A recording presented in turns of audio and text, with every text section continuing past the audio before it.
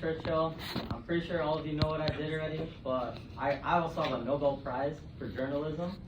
And again, I stopped the Nazis. All right, go ahead. As I've said like 5,000 times, I'm Gustavus Adolphus. I was king of Sweden. I faced domestic troubles in 3 foreign wars, and I defeated all of them. And I brought my country through golden age, and I reformed my previously weak government, and reformed my army to be fearsome and skilled force. Okay. Opposing arguments. Go ahead. Alright, well, you're a warmonger. Although you're a brilliant military strategist, I think you liked war too much. Like, it seems like you almost enjoyed it. Like, you're waging wars for no reason, really. Like, you're just like, I don't like you, so I'm gonna cause a war and cause a lot of suffering and death for everyone on both sides.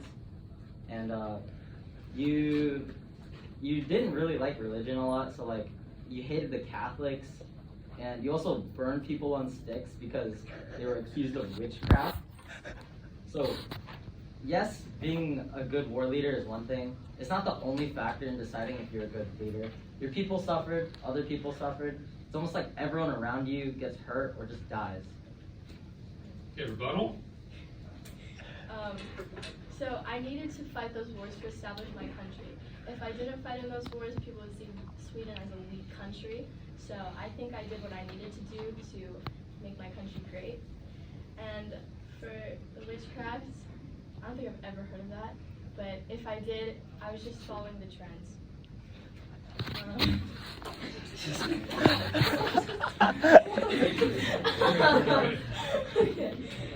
You claim to be the picture-perfect model of a great leader, yet in the early days of World War I, your leadership was dreadful. Your decision for the British naval to attack Turkey caused a 9-month-long battle and 500,000 British sailors to die. This sorry excuse of a naval campaign humiliated your country and even got you fired from your position because it was so terrible. You are known to be pig-headed and stubborn, not listening to any of your generals or your advisors' opinions, even if they are right. You hated Indians and described them as beastly people with an uncivilized religion, and this translated to your leadership. Under your rule, the Bengal famine caused 3 million people to starve to death. And before you say it was totally the weather's fault, not yours, the weather started it, but your policies made it even worse. Your cabinet was previously warned about the exhaustive use of Indian materials, and that could lead to famine, and you didn't listen. It was proven that there was enough food for the region, yet you chose to confiscate their supply boats just to aid the war effort. Yeah, rebuttal.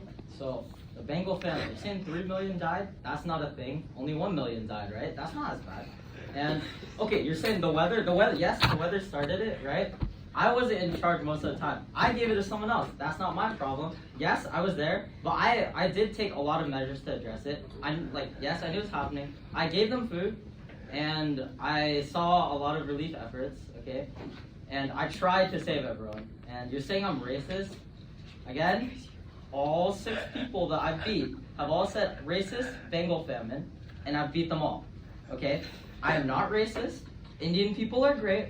I fought for slavery, abolished slavery, and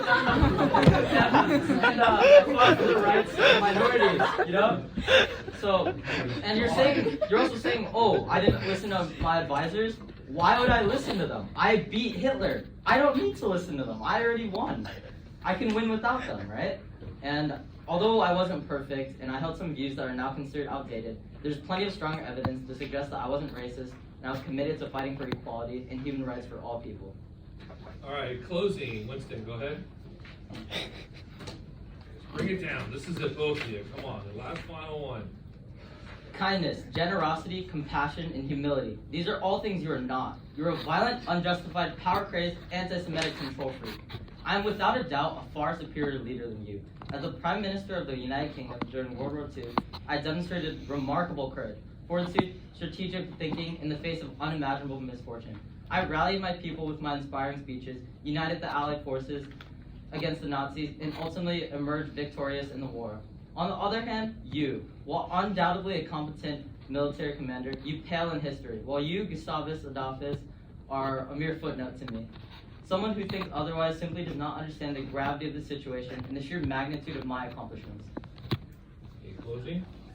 Throughout history, I am considered to be one of Sweden's greatest kings. As I stated before, I brought Sweden from a weak and turbulent country to a powerful and free one. I faced the domestic problems that I inherited from my father's reign and established a mutually beneficial relationship between the crown and aristocracy. I also gave peasants more autonomy and pushed for more education establishments. Lastly, the foundations I laid for the basis of my country brought Sweden into the modern age. All right, thank you very much. Go ahead and get those